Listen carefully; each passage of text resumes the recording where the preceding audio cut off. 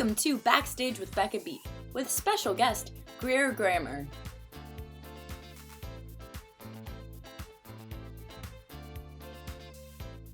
Hi everyone, and welcome to this episode of Backstage with Becca. On this episode, you might know her from MTV's Awkward, but she's had a passion for theater since she was a kid. This Disney enthusiast has been in LA musicals such as the OC musical and I Know What You Did Last Summer musical. Please welcome Greer Grammer. Hi! How are you doing? Thanks for coming on with me. Oh my god, of course. Happy to be here. I'm doing good. How are you? Doing good. Trying to stay sane in quarantine, you know? I know. It comes in waves. I'm currently deep cleaning my apartment, like deep cleaning. Like I cleaned and organized at the beginning of quarantine, but now I'm like, I need to get rid of everything that lives here.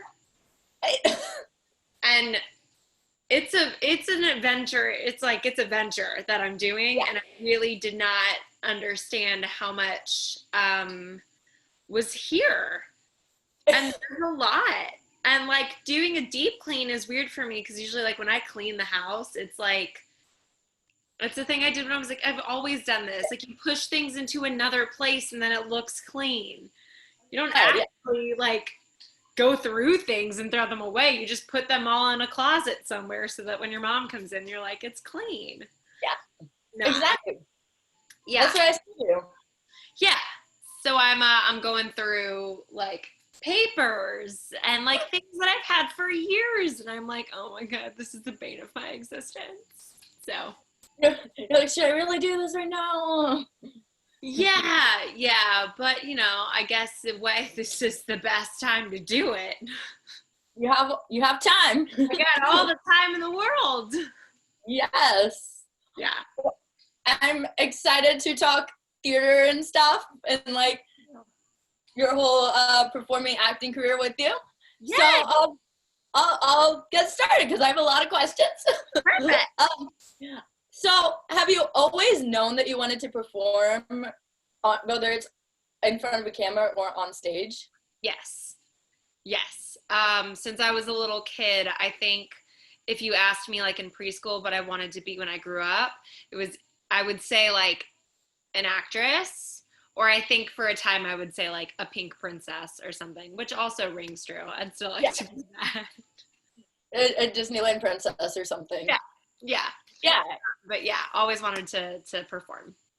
Was there like a moment where like you truly realized that you liked performing and entertaining people? That's a good question. I don't know. I don't know if there was like an actual moment, because I just remember always like being on stage, like really liking being on stage. When I was in preschool, we did a performance of The Wizard of Oz, and I just remember being really mad that I wasn't Dorothy. And then I was even more mad that I wasn't Glinda. Like I was like, if you're not gonna make me Dorothy, at least make me Glinda. I was a munchkin. I was a munchkin. Like, no. No, I was like, I'm talented as a 3-year-old. So I think back to those moments, and I'm like, well, clearly I always like knew it was something I wanted to do, because otherwise, like, I wouldn't have cared being in the background. Yeah. Was there like, did you go to a lot of theater shows growing up? And if so, like, what was the first professional show you saw? Ooh, the first professional show I saw was The Sound of Music. And I saw it at the Pantages, because I'm from LA.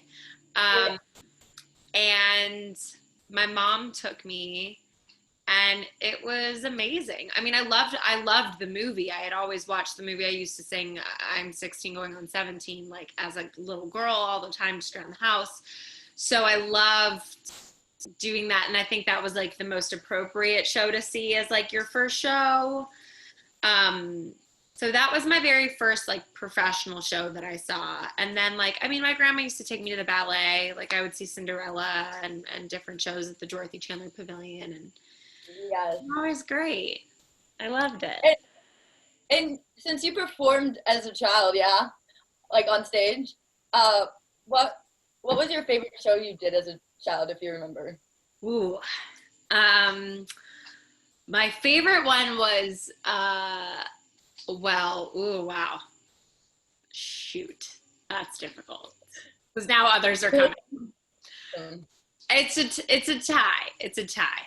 I would say my favorite was when I did the Music Man, because it was my first show with like speaking parts. I was Amaryllis, and oh, I know I was like in like second grade, maybe I was in fourth grade. So I was like little, and it was youth theater, and I got Amaryllis, and it was like the first time I got to speak and like sing on my own. So that was really cool. And then my other one would be, I mean, my like favorite dream role thing was in sixth grade. I got to do a chorus line, which is not exactly what you'd think for youth theater. We changed yeah. songs. Like instead of Dance 10 Looks 3, I think they sang Broadway Baby. Like we changed some stuff around, but it worked. It was still a show.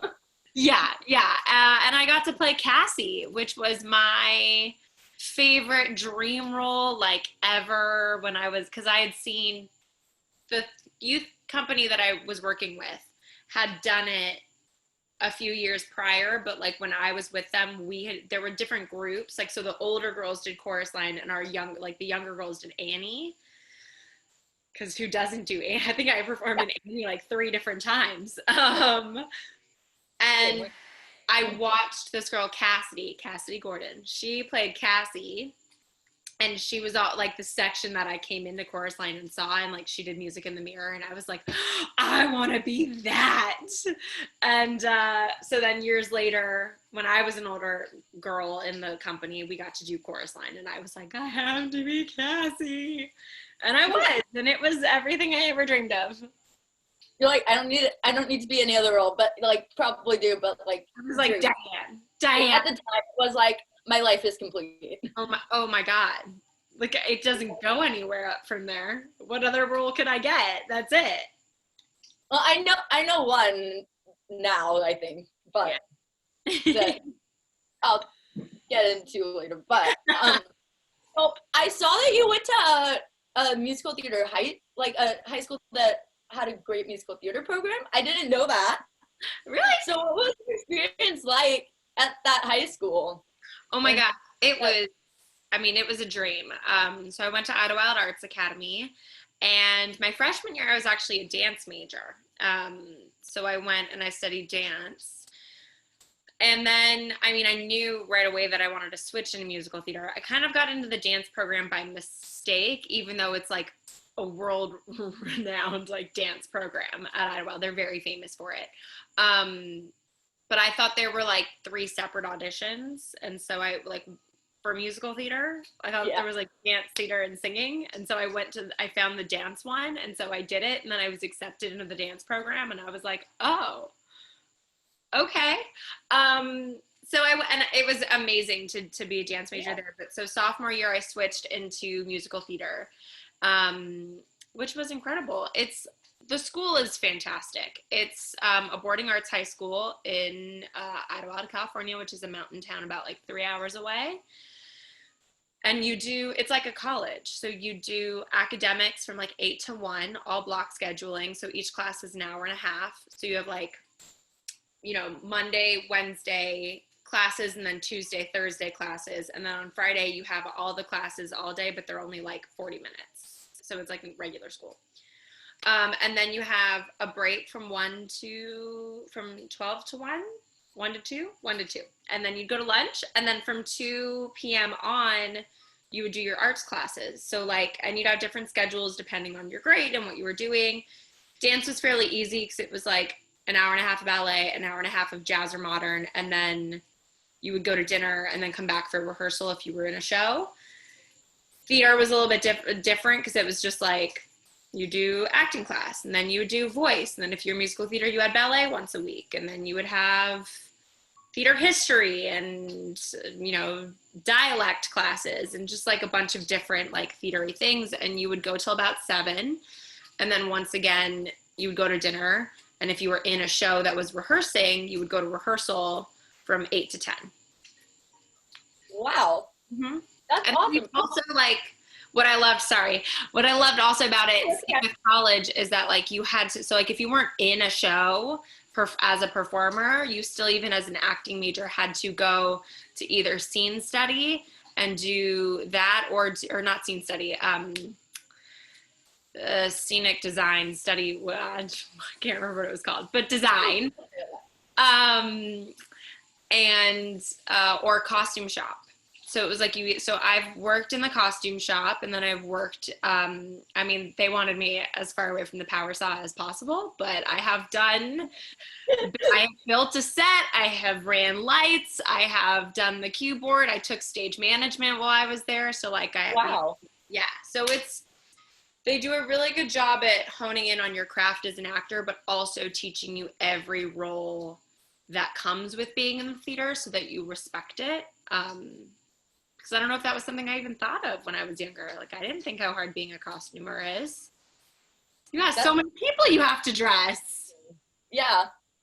There was like manager too. Oh my God, stage management was so hard, but also I found it like the most rewarding. And now I have so much respect anytime I am in the presence of a stage manager, because it's just like, that job is so hard.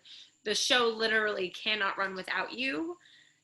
And how your brain, like, my brain does not work that way. How you go from being like lighting cues, sound cues, like this, like paying attention to everything, like it's incredible. It's really incredible. But I was gonna say, being in the dance program the first year, that kind of works too, because, like, when you're in theater, it's good to know dance, acting, singing, and be good at all three. I was a brat when I was I don't know, when I was in the theater group, because I remember being like, listen, you can be a great singer and a great actor, but, like, if you can't dance, they're gonna choose the dancer. If Elle Woods has to do that tap dancing number in the middle of, what's it called? Oh, I know this. I don't know, but you know, the one that she's got. They're gonna choose the girl that can do the tap dance. Yeah. That's a huge part of that and that role, and it's iconic, and, like, no one wants to watch somebody that can't do the tap dance. And they're gonna choose someone who already has the experience and they don't have to teach, probably. Yes. So everyone was like, that's not true. And I was like, if someone can sing just as well as you and can act just as well as you but can dance better than you, they're gonna get the part. Yes. It's probably not, but I wasn't tooting my own horn. I'm not like a fantastic dancer, but, like, I can dance. Yeah, and that's a plus. So after high school, did you ever expect to get into, because you got into TV afterwards, did you ever expect to get onto a show that would run for 6 seasons and be doing that for a pretty long time? Yeah. I mean, yes and no. Like, obviously, when I came home from school and decided to get an agent and try to pursue professionally, like, of course I thought I was going to get a TV show. Like, I was 16. I had no doubt in my mind. I'm amazing, kind of thing, which, like, now is so funny that I'm like, oh my God. Yeah. So, of course, like, I believed that I could do that. I definitely thought it would look different. Like, at that age, I for sure thought I was going to get on a Disney show and, like, be a Disney star. Like, that was what people at 16 did. That was the thing. So I definitely did not see it looking like awkward, which I'm so obviously thankful for now. And I didn't see it. I would have seen it at, like, 16, but I didn't see that happening necessarily at, like, 18, and then, like, doing college throughout all of that and having it last till I was, 22. Like, no, 6 years. When I think about the shows that I love, like The OC, that show ran for 4 years. Like, when I think of the fact that Awkward ran for longer than The OC, like, that's crazy. 89 episodes. Yeah. Yeah. Crazy. I'm very blessed. Like, I really did. Most shows do not go that long. Yeah. And so I just feel very lucky that we did, and that our fans were so great, and they got to, you know, because we only got renewed because of fans. Yeah. Yeah. It's hard to get renewed as a TV show, especially nowadays. I don't know. We didn't have any studio backing us. Like, as far as MTV goes, like, Teen Wolf was backed by Sony, I think. So, like, they had a studio giving them money and, like, kind of working with them. Like, Awkward was just MTV, which is, while it has money, it's not spending money on scripted shows. So we were, like, we had the lowest budget. They did not want to pay us anything. They didn't want to pay anything for anyone. And they didn't spend any money on marketing our first season at all. There was no billboards. There was no nothing. Like, it was all through word of mouth. So the fact that, like, our show blew up the way that it did was awesome. And we were just, like, so excited and thankful for it. And do you remember, since it was a big part of your career, I have to ask, do you remember when you heard that you got the part in the show? And yeah. What your process was like for it? Yeah. So when I auditioned for, oh my God, I remember my audition for it like it was yesterday, because I almost canceled it. I was running so late because I was living in Malibu at the time, because that's where I was newly 18 when I auditioned, so I was still living at home. And I was driving over Canaan, and there was, like, road construction or something going on. So I was basically, like, stuck there for an hour, and then I had to go an entire hour again to Burbank. So I was basically, like, 2 hours late to this audition. I remember calling my manager, sitting in traffic, like, over Canaan, being like, listen, I'm not going to make this part. Like, are they seeing other people? And she was like, just go. It's like they said it's fine. And I was like, okay. And I remember not even wanting to go. Like, I was like, ugh, scripted series for MTV. This isn't going to be anything. Like, this is so dumb. And even though this show was obviously great, I liked the pilot. Yeah. But I was just like, what is this? And I got there, and I was in, like, Ugg boots and leggings and a white t-shirt, like, so plain. I think my hair was pulled back in a ponytail. Not cute. Like, I did not look like a cute cheerleading girl. Yeah. And everyone else, I remember walking in and just seeing, like, all these blonde girls in sundresses looking adorable, and I was like, great, not getting this one. And I went in and I did my scene, which was not actually a scene from the pilot. It was just a mock-up scene that they had. And I did it, and they gave me some direction, and I did it again, and they were like, you're really funny. And I was like, thank you. Like, oh, thank you. I mean, I was polite in there, but in my head I was like, that's what everybody says. Like, you're really funny. Thanks for coming in. Like, see you later. And I left being like, not getting it. And I got the call, like, I want to say like a month later. It was a long time, because Lissa was originally just a guest star. She was a guest star, possible recurring character. So I didn't have to test. There was no callback. Like, they booked me directly from my tape, which went to producers and all that stuff. So, like, it was the easiest audition process I've ever been through, because there was no other nerves. Like, I just did the one thing and didn't have to worry about going back in or testing or being in front of people. So it was so easy. And I loved that. And I just remember, like, I got the call. Well, I got the first call that I was in the mix for it. Sorry, I tell such long stories. No, good.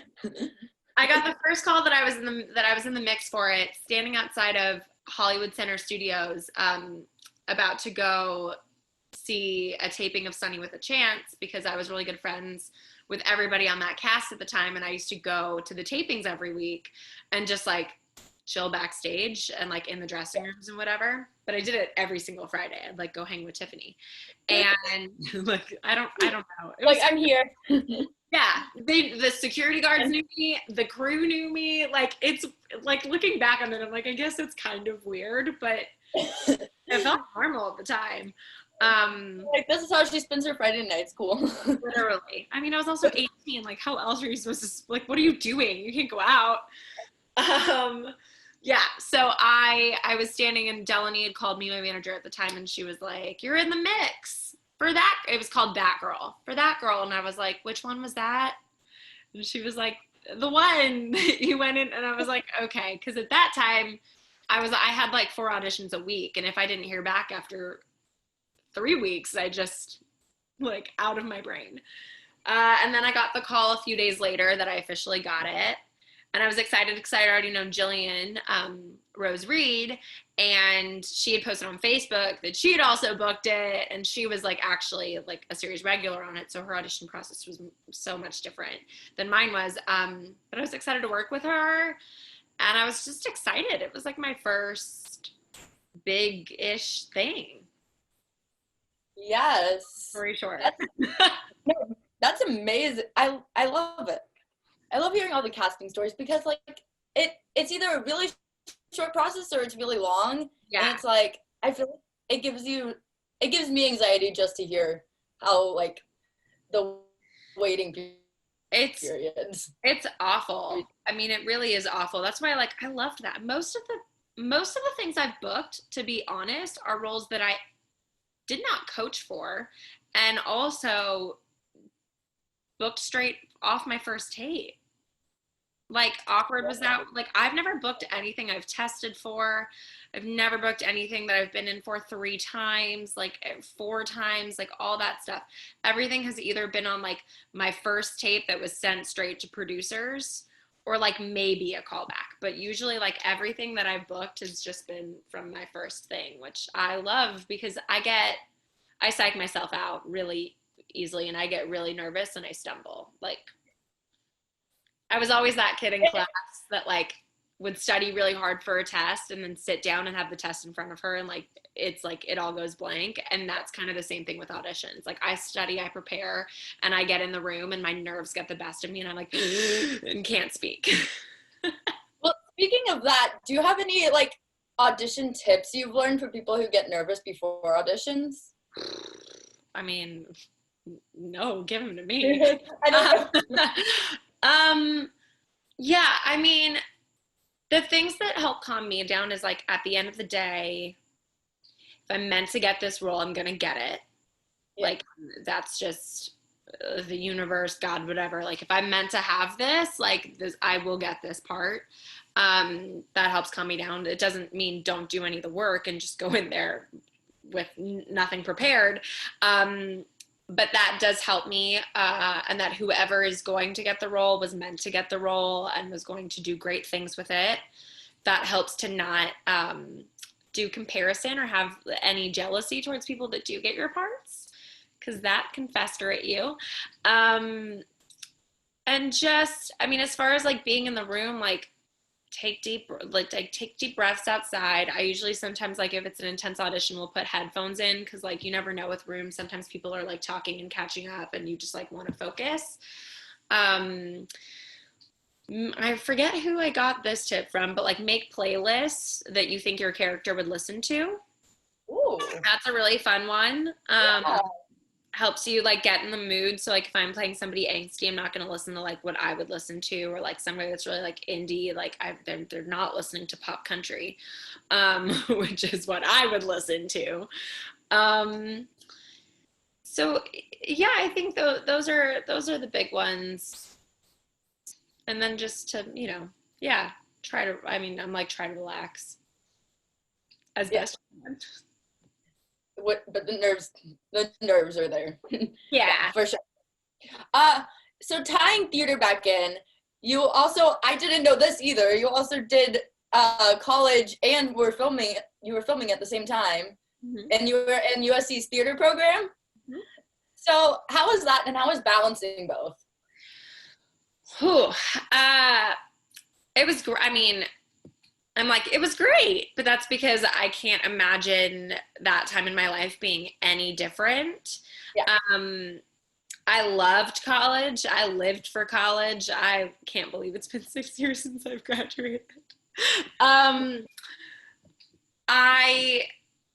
It was nice. Like, I feel so blessed with the way this all worked, because like for Awkward, we only shot in the spring. So we shot March to June. Or no, we shot January to June for seasons 3 and 4 and 5. But seasons 1 and 2, we shot March to May. So it was only 2 months in the spring. because we had less episodes then. I think 1 and 2 were only 10 episodes, 11 episodes, and then we did 20 for 3 and 4. And 5, but I was out of school by then, so it doesn't really matter.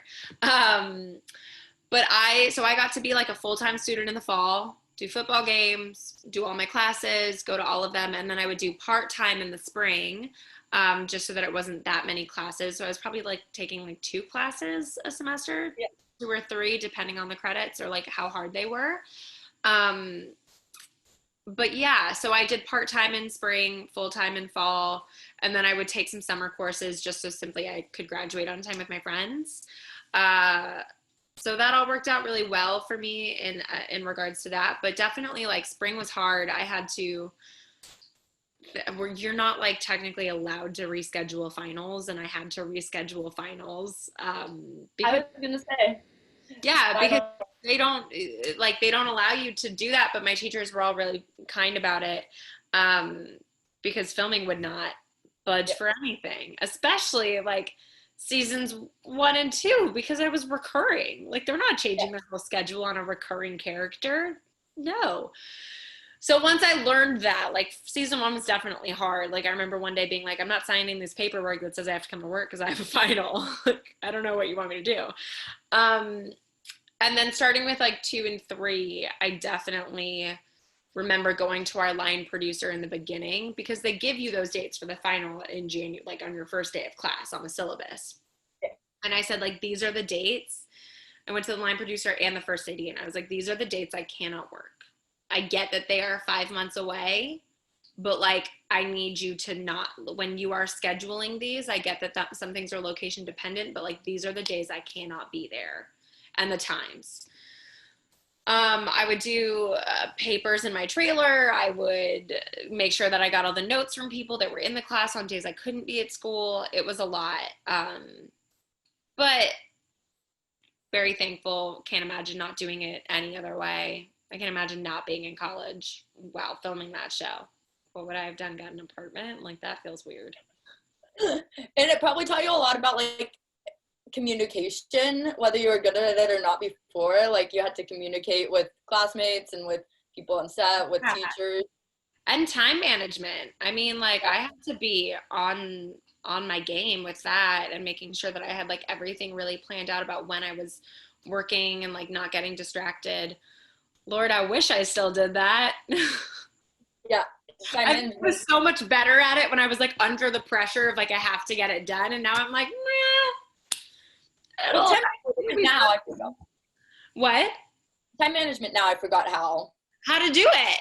Yeah. I don't know anything anymore. It doesn't matter. Yeah. So did you participate in like theater shows while in the department at USC? No, and I wish I did. It's actually something I regret. Well, not regret, because once again, I was working, so I don't regret how I spent my time. I didn't do any of the theater plays there. I mainly was just trying to get out alive with my degree. I just did not have the time to do the shows, because even in the fall, I was just really trying to get all my classes done and like do the best that I could there. And then I was also very involved in my sorority, and I really liked that. And that was what I wanted from college, really. Like, that's why I went to USC. Literally, that's the reason. Because before I was like, I'm going to go to a conservatory. Like, I'm going to go to an art school. Academics don't matter. Like, I said that in high school. I was like, my academic grades don't matter. All that matters is my arts grades, because I'm not going to a school that will care about academics. I'm going to Tisch, or I'm going to Cal Arts, or I'm going somewhere that will not give a crap. And I went to USC. Only school I applied to. Really? Mm-hmm. Yeah. I have that whole like Elwood scene of like, I don't need backups. I'm going to Harvard. Because only school I wanted to apply to. And why would I bother applying to other schools if I didn't want to go there? I don't know how I got away with the ballsiness that I was as an 18-year-old. Yeah, I don't know. I don't know her. I don't know who she is. What? Insane. So, yeah, I did not do any of the plays, and I wish I had. I wish I had been more involved in the theater school. because it's so incredible. But I still got a great education. I still did I still did the acting classes and directing courses. Like I did everything else. I just didn't get that experience. And like I said, wish I had, but also I think most people would have given that up to be working on a hit TV show. So yeah, you win some, you lose some. So much would be different if you had done it any other way.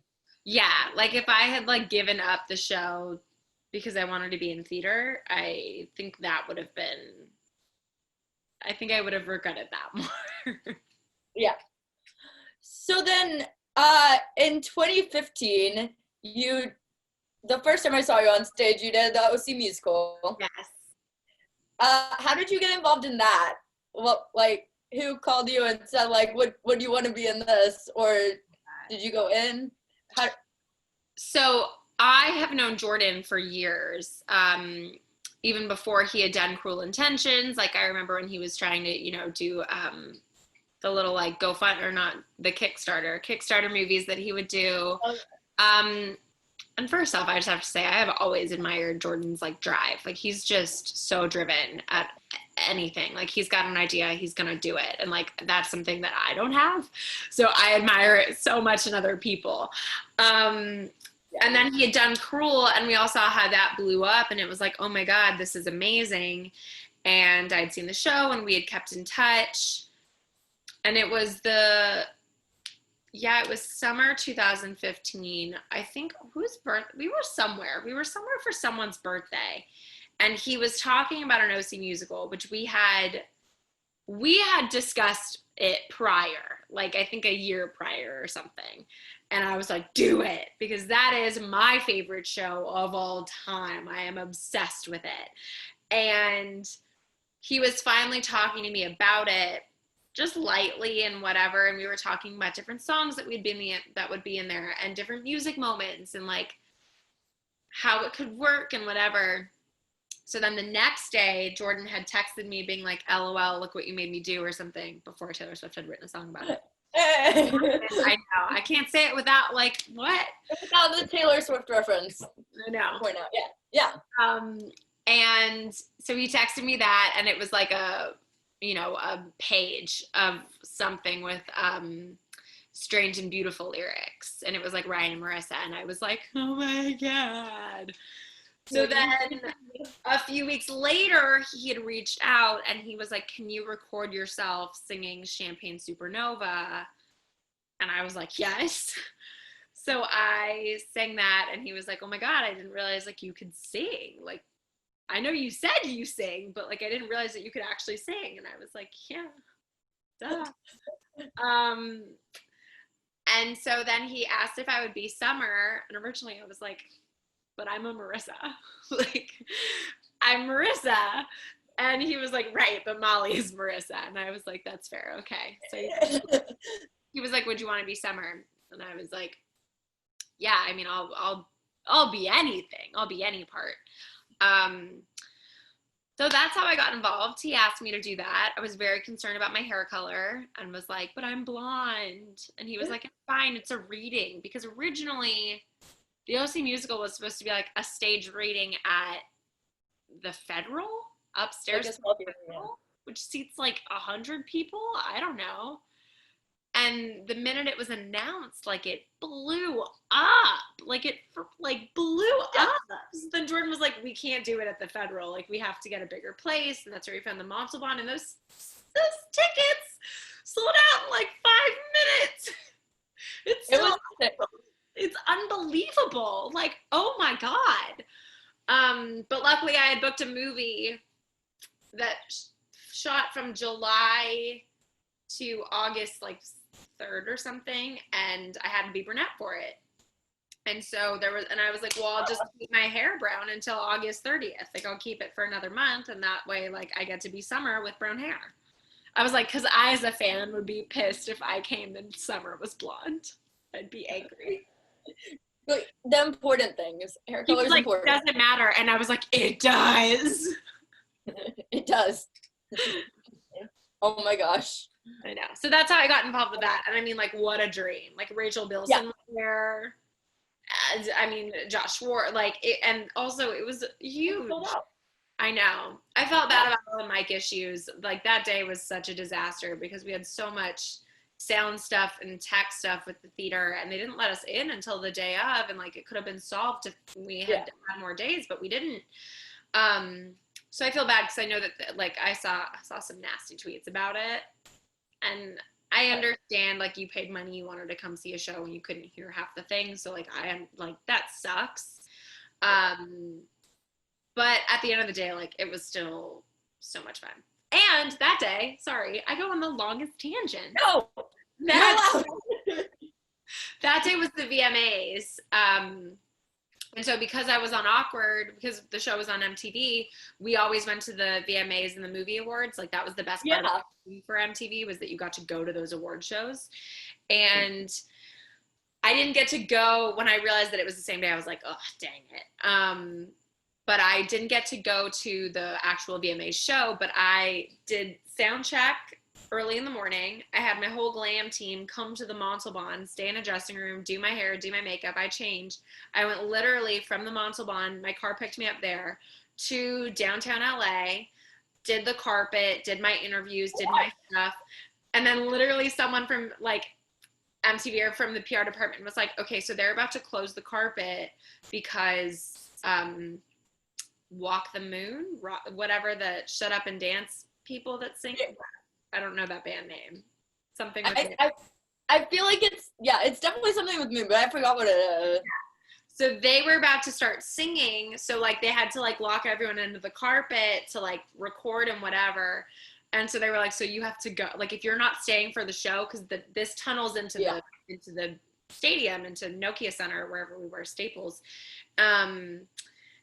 And they were like, so this goes in there, so you have to leave. You have to leave now. And I was like, great, I'm done anyway. Like, I had finished everything I needed to do, and I like snuck out a back door and like got in the car and went back to the OC show, where everyone was still sound checking and doing whatever because of all those technical issues. And they were like, you didn't miss anything. And I was like, great.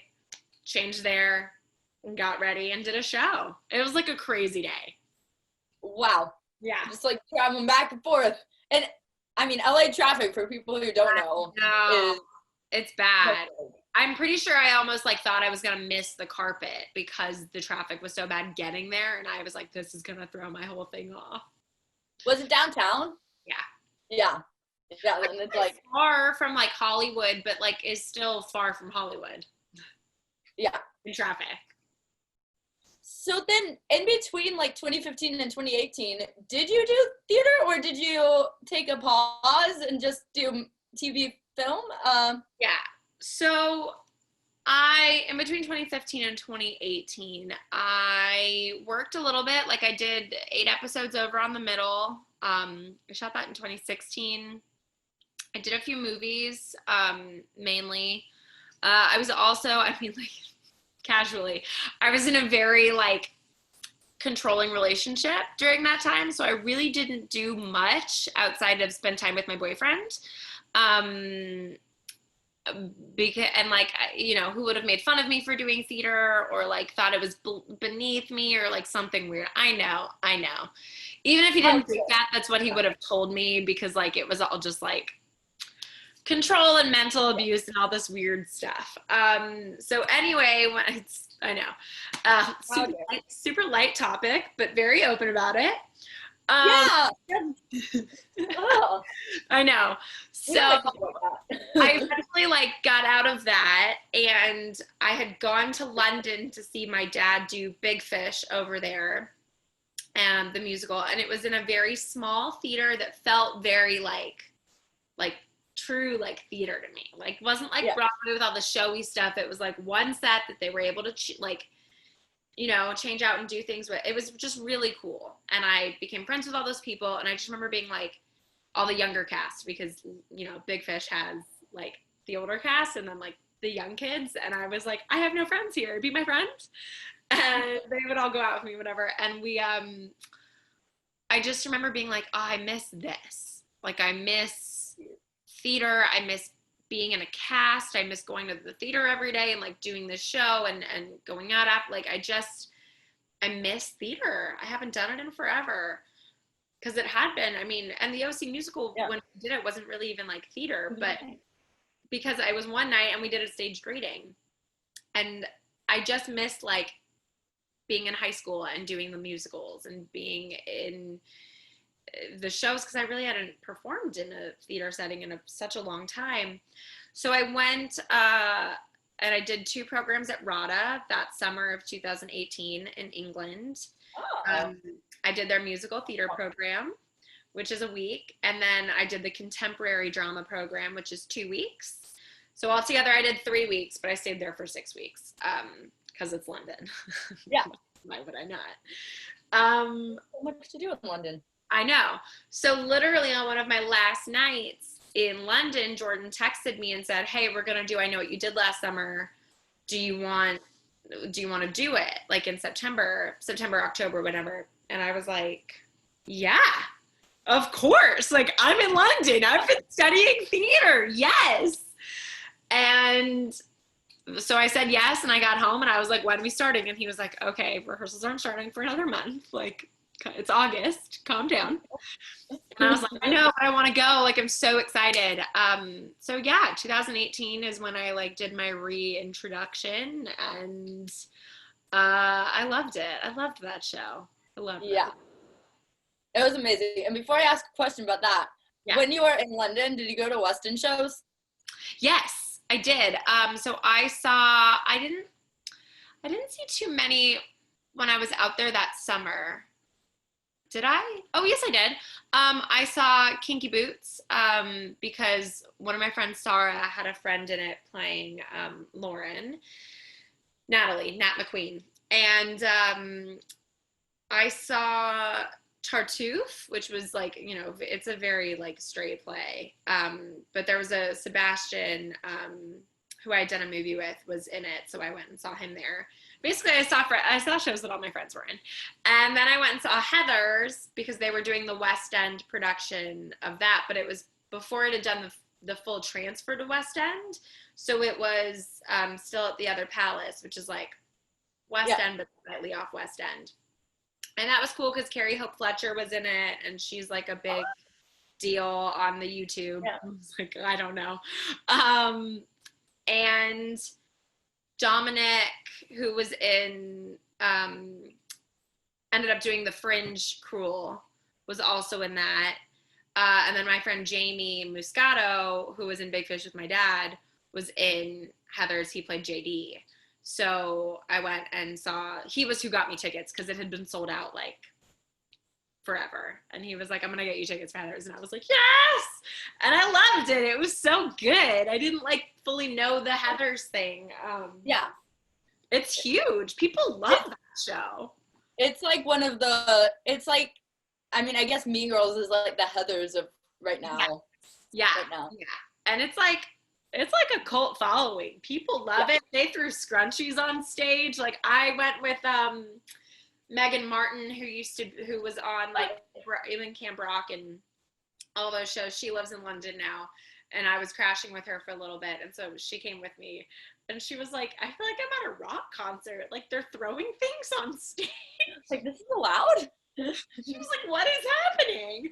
I haven't seen. Am I at a Jonas Brothers concert?" And I was like, "Yes, it's possibly it's the Jonas Brothers concert, but for theater. Like that is what this feels like."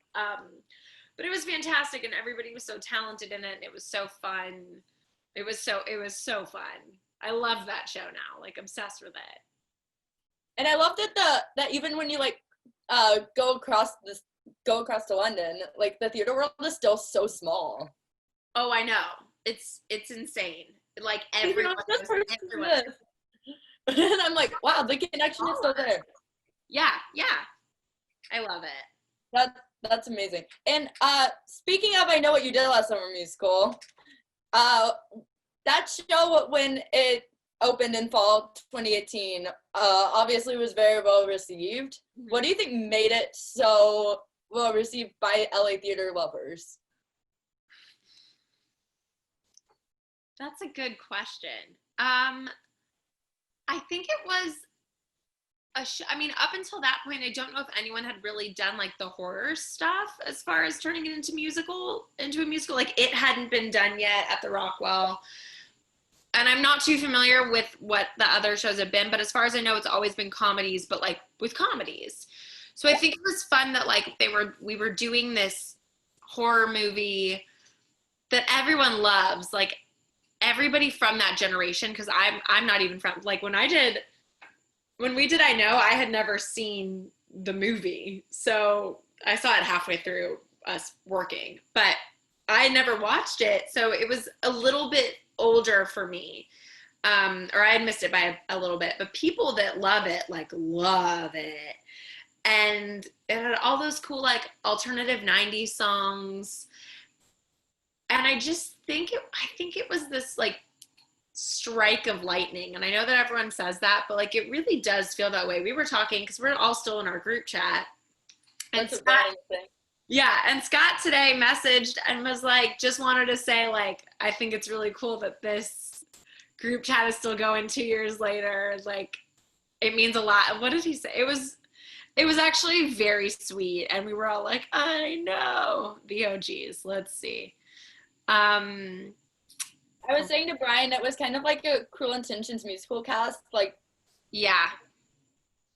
With Brian was literally just mentioning that to someone yesterday. He was mentioning it to you. I wanted to be like, you live in Arizona. Who are you talking to? He said, Scott said, wanted to let y'all know I fucking miss you guys. And this thread still existing after 2 years is such a bright spot for me. Appreciate and love y'all. And we were all like, same. Oh my God. I mean, 2 years. Yes. 2018, we're all still in a very active group thread that we talk in almost every single day. And I just think that's really special. I think the talent in that show was incredible. And I mean, I'm not just talking about myself. I think, like, I mean, Scott was really the biggest. The fact that we got Scott to do it was amazing. And he was so good and so funny and so talented, and Brian doing it. Like, I just feel like it was this perfect storm of things. And like El Cid also worked so well for that venue, having that balcony up there, like being able to use that space, which felt so intimate. It was just so fun. So I think that's why it was well received. I don't know. I think it was just a blast. And the killing and the blood and like the stuff that would spray out and like getting like throat slit. And it's just, yeah, it was so fun. I miss that show. I miss that show all the time. It probably introduced a lot of people to musical theater in LA. Yeah. Yeah. Because the horror movie fans, as you said. Yeah. Just, I don't think they had really seen that before. And like, even I was at an audition, I think right before we started, and one of the casting associates, like when I was done, was like, good luck this weekend. And I was like, what? Because I was so confused by what she was talking about. And she was like, you're doing the I Know What You Did Last Summer thing, right? And I was like, oh yeah, I am. I'm going to go to rehearsal right now. And she was like, oh my God, like, I'm so excited. I'm going to go, like, I'm going with my boyfriend. Like, we saw that it was happening and we can't wait. And I was like, that's awesome. I think also the fact that we were doing it in October, even though the show is set in summer, I think there's something really fun about doing it around Halloween that made it like really special as well. Yes. And it was supposed to come back this summer, which, you know. Which, I mean, obviously not, but that says a lot too, because that would have been the third time, or the second time, but the third time that. And some of us had been like, we don't know, like, should we stop? Like, when when we've got a good thing. But the ideas that Jordan had were really cool, and I really liked it. And now, oh my God, I'd do anything to get that show again. Like, at the beginning of the year, we were like, I don't know. We've all kind of done it. It's okay. And now I'm like, give me the show. I miss Helen. Yes. And since then, well, I mean, 2018 through 2019, I kind of watched you. I said this to Brian yesterday too, because like both of you, your confidence started like way down here on stage, and I watched you all both build your confidence. Yeah. How did you work on building self-confidence as a theater performer again? Because it had been a while since you were performing on stage, obviously. Yeah, still working on it. It's fun. Brian and I, because I've known Brian since I was 21, 20, I think. Yeah, 20. We met through Twitter, honestly, through the interwebs. And we've always been friends. We started getting close again in 2017 when I was going through my breakup with said awful human being. And and so when so when Jordan had been like, do you know Brian Logan Dales? I was like, yeah, but Brian doesn't act. And he was like, I think I'm gonna ask him to be Barry. And I was like, Brian doesn't act. Like, why? What? Why? He's so talented, but like he does not act. He never has before. So, and you know, he blew everyone away because he was so good. Yeah. So it was fun because we've been friends, but both of our confidence things were in what the other's good at. Like Brian was really nervous about acting and I was really nervous about singing. The acting I had down, the singing he had down. So like it was this mix of thing where we kind of got to be each other's people during that, especially because I mean Barry and Helen have all their scenes together anyway. But Bianca was already so like versed in all of that stuff, and Ryan had already done some shows, so like the two of us kind of being newbies and not knowing anybody else but knowing each other, and then like me being like, I don't think I'm a good singer, and him being like, you're a great singer, I've heard you saying you're good, and him being like, I don't think I'm a good actor, and me being like, you're a great actor, you're doing so well, like this is so amazing. And we would run lines on Skype, we'd go over to like we would always help each other, and that was really cool to see. And that definitely also helped my confidence, having somebody like, you know, build you up. So yeah, it was cool to have Brian because like we got to like help and like be each other's like like help each other in where we weren't confident. So like Brian wasn't sure about acting, I wasn't sure about singing. Like I'd be like, I feel like my voice is gonna suck tonight and I'm a bad singer, and he'd be like, you're a great singer. And then he'd be like, I'm scared about this, and I'd be like, let's run lines, like you're a great actor. So it was nice to have that with a friend. And I don't know, I still get nervous, like that's just me, especially when I sing. I have so many like, I think growing up I always wanted to have the like really pretty soprano like Glinda voice, and I don't, and it like breaks my heart in half. But you can sing, so I can say, I know, so I can sing, and I've just had to realize that like my voice is good enough because it's my voice. Yeah. Like it doesn't have to be Carrie Underwood, it doesn't have to be Casey Musgraves, two people who are also very successful and sound completely different. Yeah. So that's something that I've had to kind of tell myself is like, but your voice is your voice, and it's good, and it's okay. And it's okay that it gets raspy, and it's okay that you can't hit those notes because you can still hit other notes and sing other songs. I don't know. I think just the more that I do it, the more my confidence grows. I think that's kind of it. Like being on stage, like you just have to do it and get used to it. And like the nerves will kind of always be there, but they definitely, they diminish. They go down. I get nervous every time I sing. Yeah, I know. like anytime I'm doing a Rockwell cabaret, I like sit there and like have to go outside like right before I'm up to like get a deep breath because I physically cannot get one like in the room, and then I'm like, I'm gonna forget all my words. I'm gonna forget all my words. But you've gotten a lot better with the like feeling confident in yourself. Yes, and my body language shows that when I'm on stage. Like I look back at like the Candy video and I like stood still. I sounded good, but like I think I actually forgot some freaking words. And I was so nervous. But yeah, as I keep doing it, I just get better. Yeah. And then obviously you did the Rockwell run of Walk to Remember. Yes. So you got to be on stage for that. But is there anything on your, like, any show that you would want to be in, whether it's a movie turned into a musical that hasn't happened yet, or a Broadway show that's like on your dream role list? Oh my God. Any Yes. dream role. Yes. Oh, that's so difficult. Oh my God, a musical? Yeah. I mean, we know you're gonna do Tangled. Yeah. Yeah, Manifesting that one. obviously. Manifesting. Oh God, I would love to do Tangled. I I mean, of course, like the one that comes to mind is Legally Blonde, even though that's so much better note, it's so hard for me. But I would obviously love to do Legally Blonde the musical. It's so fun and like a dream show. Laura Bell Bundy came to see I Know What You Did Last Summer and told, Did she?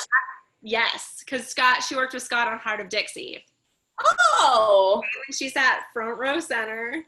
And I will never forget in our group text, he was like, oh, Jordan, like, I'm going to need 2 for Laura Bell tonight because she's going to bring someone. And I was like, I'm sorry.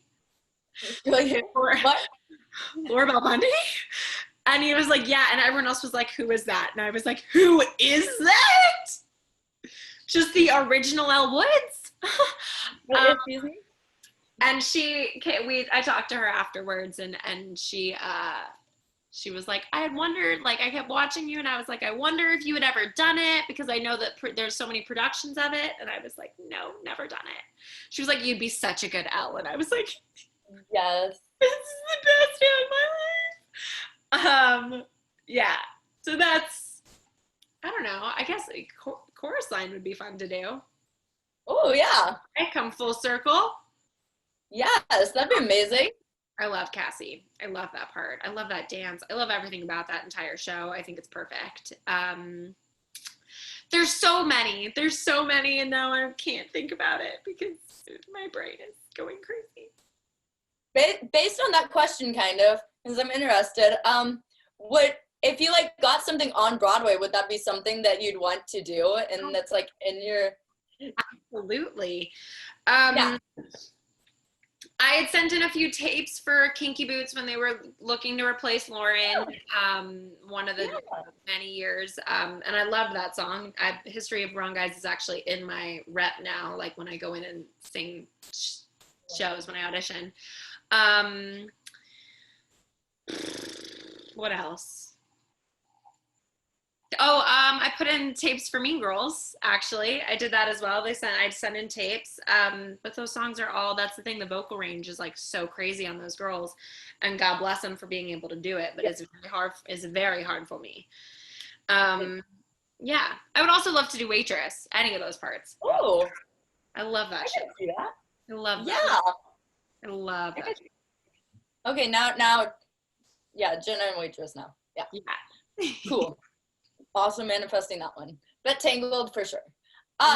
Who inspires you as a performer? You can pick a ton of people. It's okay. Well, my number one inspiration, which should come to no surprise, is Reese Witherspoon. Because I've already mentioned Lulu Blonde like 20 times. Yes.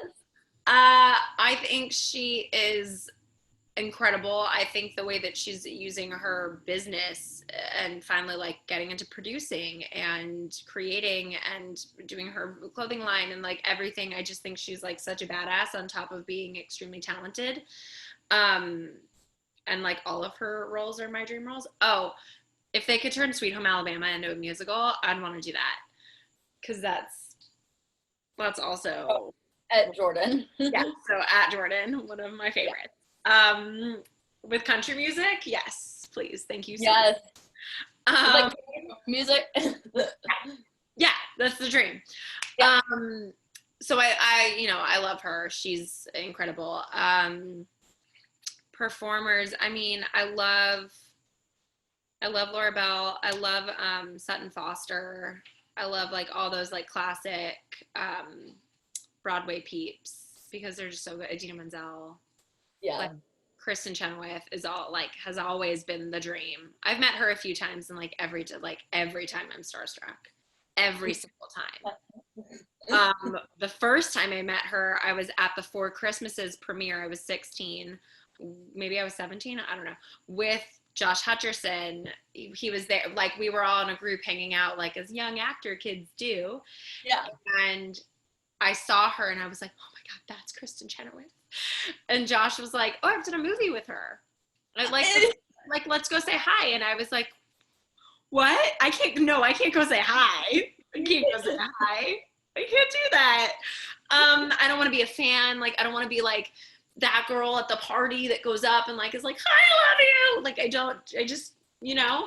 And he was like, no, it's fine. Like, I'm gonna go up with you. Like, I've already said hi to her tonight. I know her. Like, you can come. And so like we walk up and he's like, Kristen, and she's like, hey, baby love.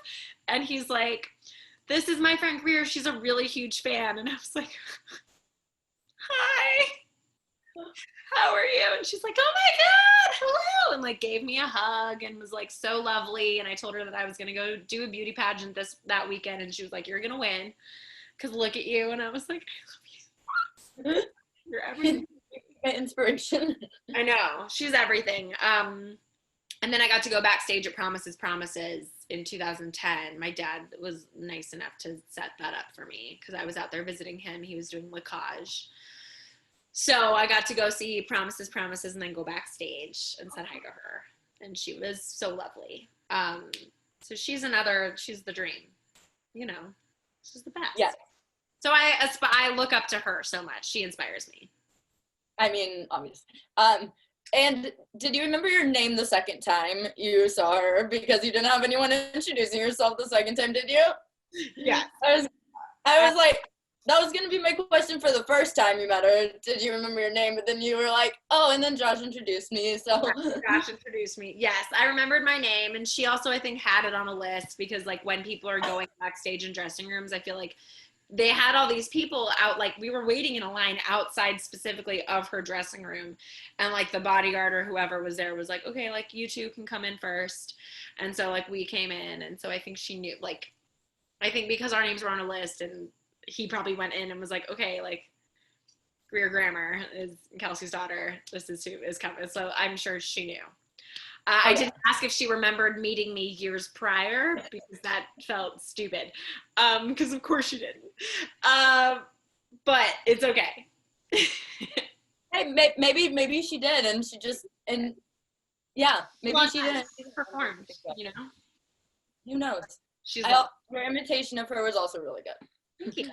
Of her talking. So she's yeah. And then besides Sweet Home Alabama, if you could turn any movie into a musical, what would it be? If you could give Jordan any other ideas. Oh my God, Sweet Home Alabama. Any movie into a musical, like one that doesn't already exist as a musical. I'm trying to think of all the ones that I own, like on The Holiday. Okay. The Holiday. Yes. Watch the shit out of that musical. Excuse my language. No, all good. That's the dream. I love that movie so much. I am both Cameron Diaz and Kate Winslet in that movie, all wrapped in one. And then I have to ask some, like, a couple little, like, quick questions. So, random questions. What's your favorite Taylor Swift song?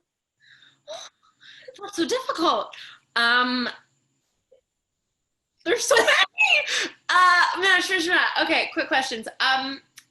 The first one that's coming to mind is Last Kiss, but I don't even know if that's really my favorite. You're like, but this one. It's underrated and it's so good. It is one of the best songs. But then, like, oh my God, I don't know. They're all so good. She is a lyrical genius. All Too Well is also probably her best song. I don't know if it's my favorite. I don't know if I have a favorite. I'm freaking out. And favorite holiday Starbucks drink? Peppermint mocha. Okay. Do you have a favorite Christmas cup? Do I what? Have a favorite Christmas cup? Oof. Well, I'll tell you what it was not. It was not when they did that plain red cup that one year. And they were like, it's not plain, it's ombre, because it went from like light to dark. And I'm like, this is bullshit. And that was the year that Everyone freaked out. I wasn't saying there was a war on Christmas, but that was the year that everybody was like, there's a war on Christmas. I want snowflakes on my cup. I was like, what? The cup is just ugly. It's not a war on Christmas. Like, it's just a bad cup. I don't need Santa Claus, or I don't need Jesus on the cup, but like, yeah, give me some snowflakes and a snowman. Yeah. Jewish people like snowmen. It's winter. It doesn't have to be Christmas. Like, oh my God. Anyway, that was like so much, but I don't know if I don't know if I have a favorite year of cups, but I like when I like the red cups. I like the red cups with snowflakes. I think that's what I like, because even last year they did so many different, and I don't want a white cup with red letters on it. Like, I want a red fucking cup. There's not many things I care about in this life, but the Starbucks I know are one of them. Well, that's why that was one of my questions. Yeah. Yes. And then, what's your favorite Christmas movie? Ooh. Oh, that's so difficult.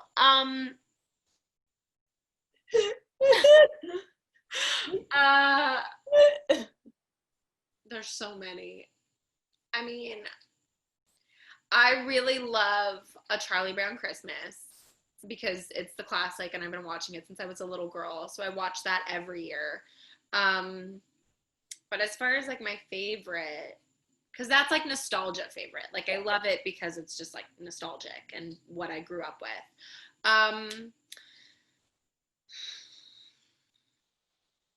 I want to say The Holiday, but I also don't want to say The Holiday. The Holiday or like White Christmas. I watch White Christmas every year on Christmas Eve and on Christmas Day. And then, favorite Disney princess besides the ones that are obvious, like besides Rapunzel. I was like, besides the ones, you mean the one that's obvious? My giant blanket that's got her face on it. You can't see that. Let's see. Lissa Miller gave me this for my birthday. They're like, where's her face? Yeah, besides Rapunzel, favorite Disney princess. Cinderella. Okay. I was thinking that too. So I think that was like the ones in my favorite. Yeah. If I didn't choose Rapunzel or Cinderella, Ariel. Oh, yes. Yeah. Although, you know what? Well, they're all up there. I was going to be like, although Tiana is also up there too. I love Princess and the Frog. Like, it's nobody's business. Brilliant movie. It's so good. Yes, great songs. Great. And actually, I have one more question. If you could cast anyone to be opposite of you in Tangled when it eventually gets to Broadway, let's speak this into existence, who would it be? Ooh. So it's not the movie, it's a musical. It could be a live action movie or a musical. Or a stage musical. I mean, listen, it'd be really fun to have Zachary Levi because he voiced Flynn, and he's also super talented and does Broadway and is just really good at all that. But he's probably a little bit old to do a movie adaptation or a musical, you know, or even to be playing opposite me. Because I'm 28, but I look like I'm 20 still, which I know you feel. I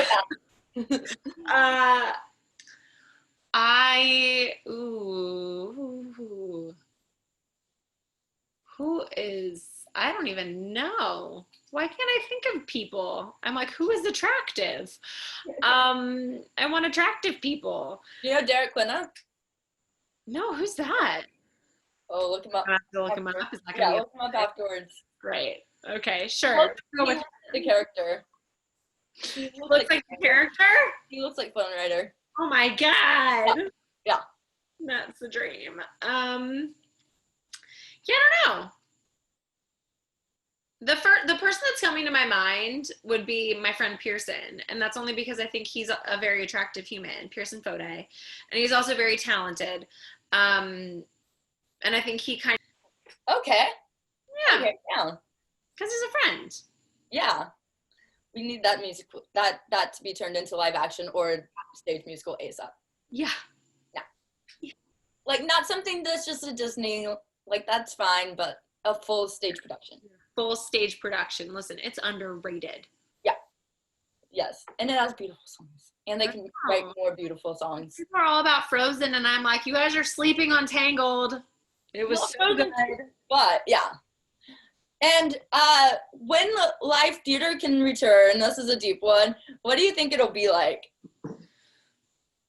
So my friend Ollie is in London, and he was doing the last 5 years before all of this happened. So I think they got like 2 performances, 3 performances, and then it shut down, and that was so sad because I know that was such a dream role for him. He's married to Megan Martin.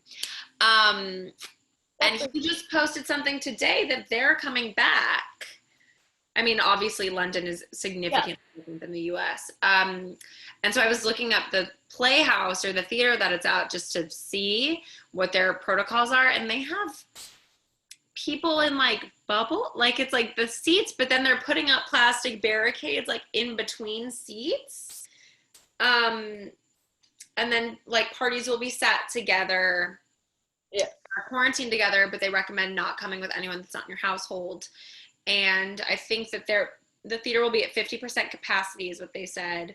And like most things will be at capacity, like at half capacity. So that was interesting. The whole bubble or the plastic barricade in the middle of the thing was definitely interesting. And everyone will be required to wear masks the entire time.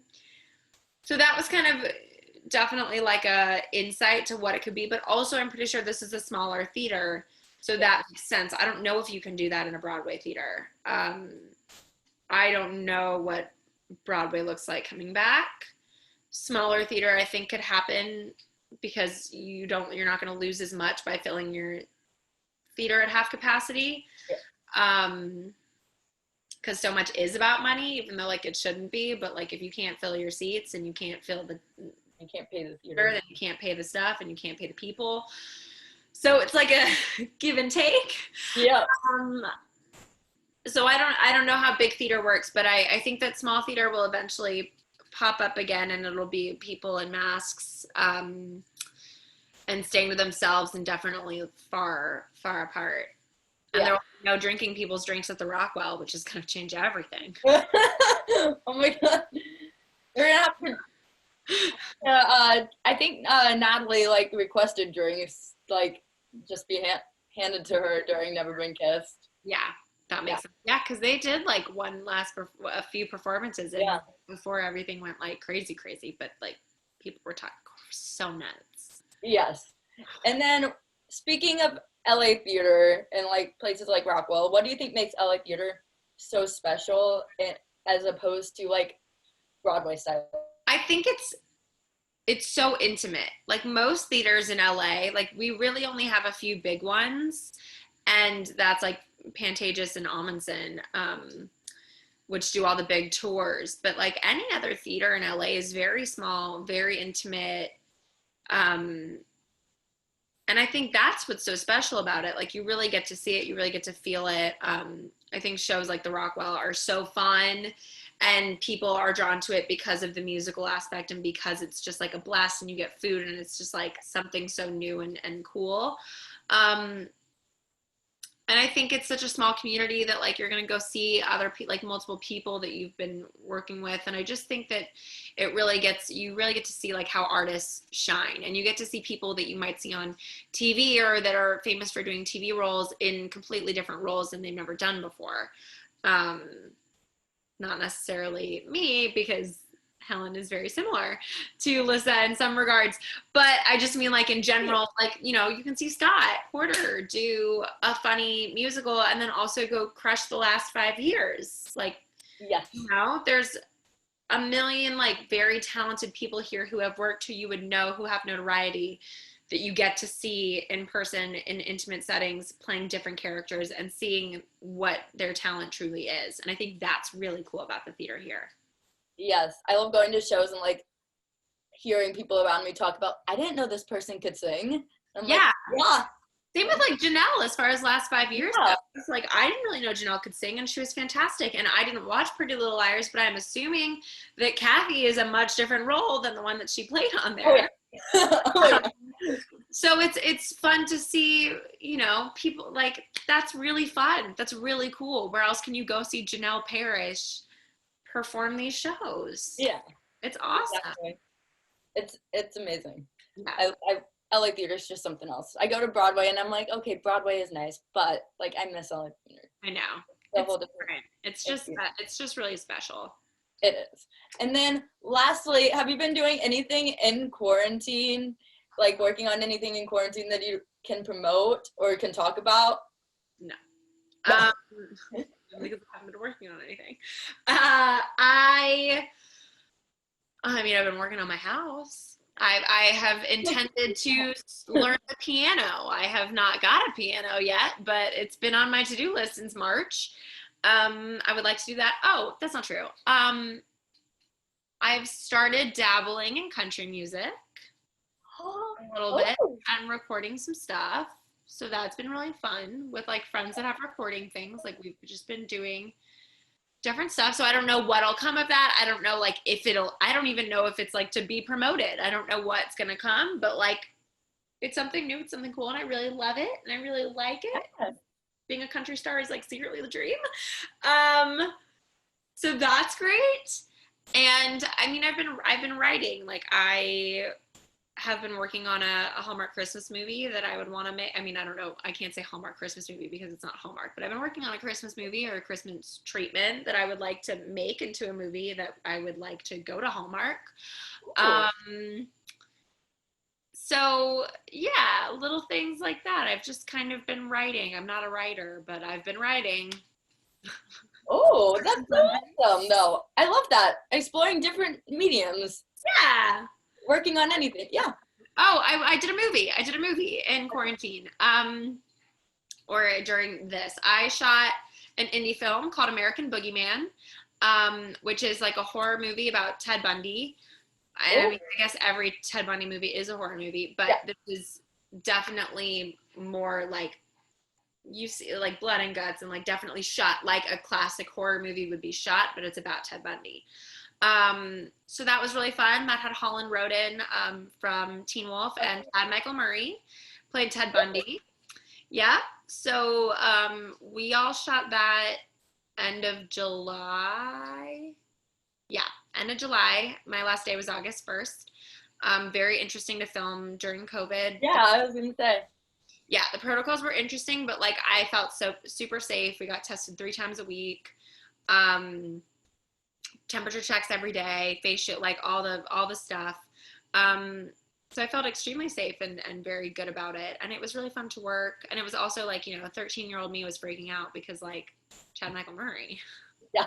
Yeah. The Cinderella story and stuff. Oh my God. I was like, oh my God. I watched a Cinderella story like all the time growing up. So this is insane to me. And he was lovely and so nice to work with and like such a dream.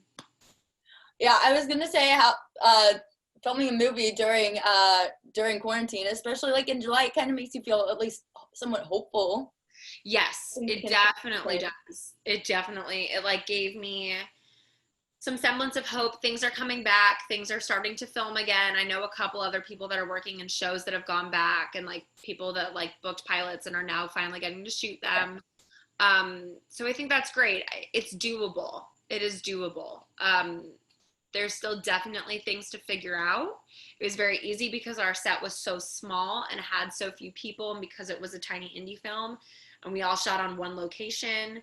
So that made things easier. I don't know how like a Marvel movie is supposed to film. Yeah. Like that's a lot. That's a lot of people, a lot of things.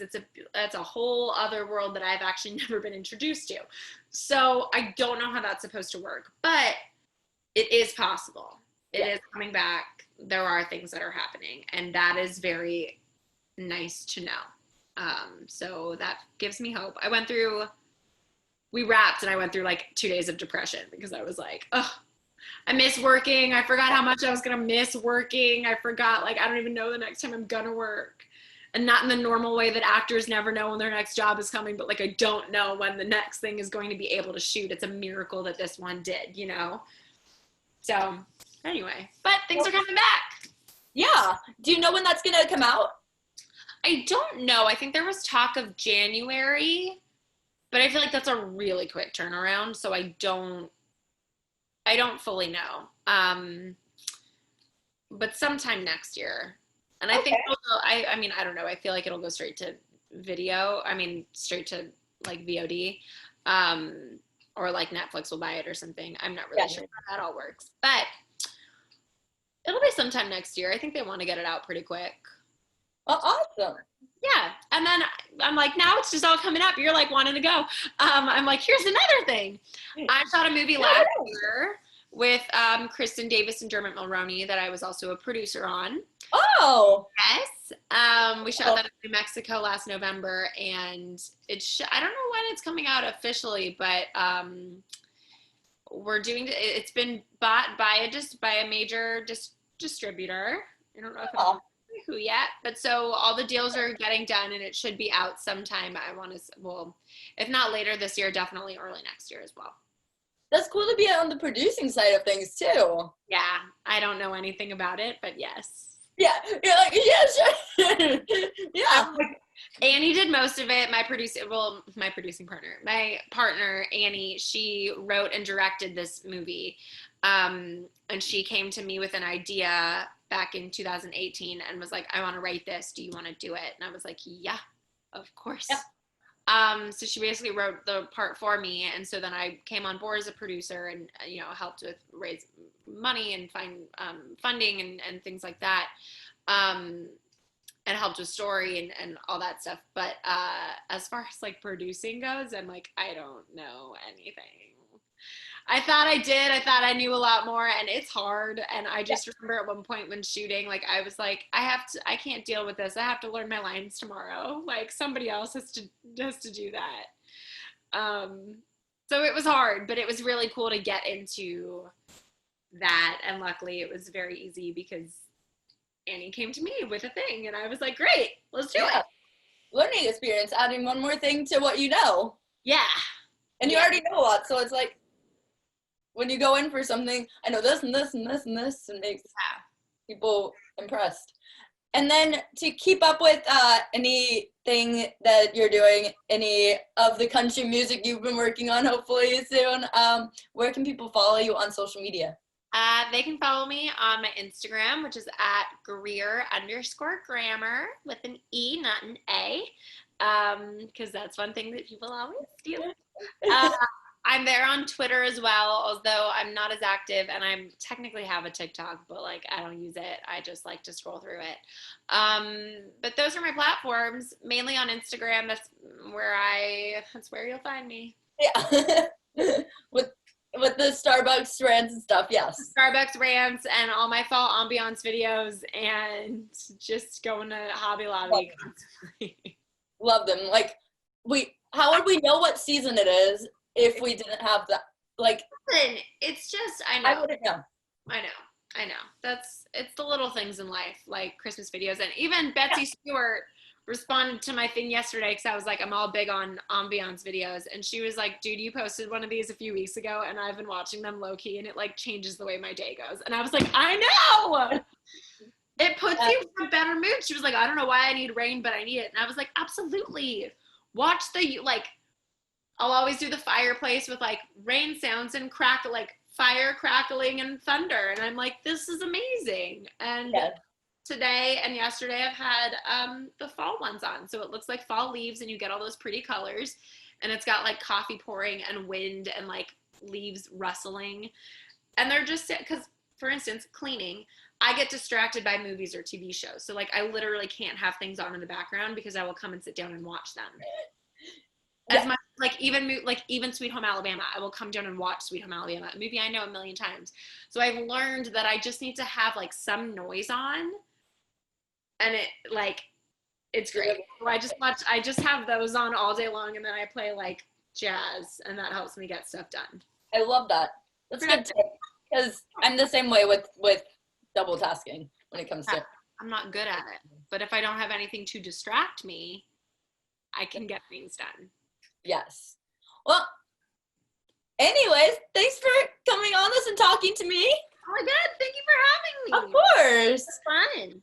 Thanks for watching this episode of Backstage with Becca B. You can follow me on Twitter and Instagram at Becca B Talks TV. Or for more exclusive content from this interview and more, you can follow me on Instagram and Facebook at Backstage with Becca B. Make sure to like this video and subscribe to my channel, or if you're listening on Apple Podcasts, go ahead and give me a 5-star rating. Thanks for tuning in, and I'll see you guys next time. Bye!